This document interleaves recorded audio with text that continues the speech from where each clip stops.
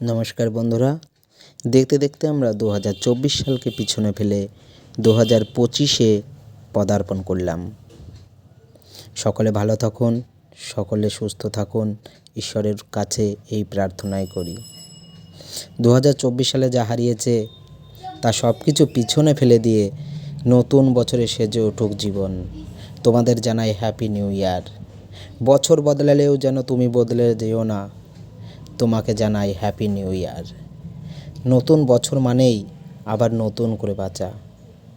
তোমরা সকলে ভালো থাকো। যা গেছে তার চিন্তা না করে নতুন বছরে নতুন করে বাঁচার স্বপ্ন দেখো।